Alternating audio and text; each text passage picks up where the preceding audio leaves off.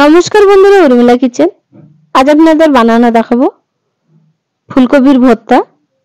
কিছুটা ফুলকপি নিয়েছি, মাঝখান থেকে ছোট ছোট করে ফুলকপিগুলো কেটে নেব।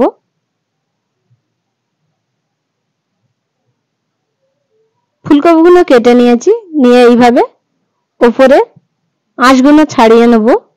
ছাড়ানো হয়ে গেছে সব। একটা পাত্রই নিয়ে নিলাম, কড়াই বসিয়ে দিলাম। কড়াই কিছুটা জল দিয়ে দিলাম, ফুলকপিগুলো দিয়ে দেবো। ফুলকপি সব দেওয়া হয়ে গেছে। কয়েকটা কাঁচা লঙ্কা দিয়ে দিলাম, হাফ চামচ লবণ দিয়ে দিলাম, দিয়ে ঢাকনা দিয়ে সেদ্ধ করে নেব ফুলকপিটা।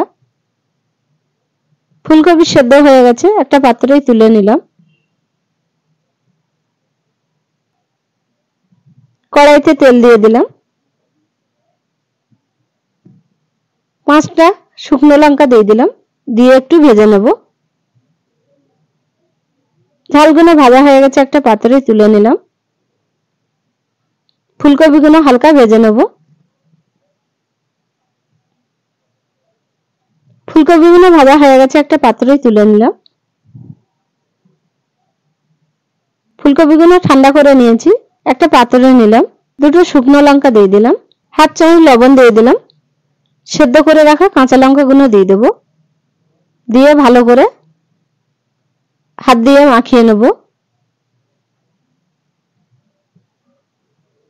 ঝালগুলো হাত দিয়ে মেখে নিয়েছি। একটা পেঁয়াজ কুচি করে রেখেছিলাম, দিয়ে দিলাম, দিয়ে ভালো করে মাখিয়ে নেব পেঁয়াজটা। কিছুটা সরষের তেল দিয়ে দিলাম, ফুলকপিগুলো দিয়ে দেব, দিয়ে একসঙ্গে ভালো করে মাখিয়ে নেব।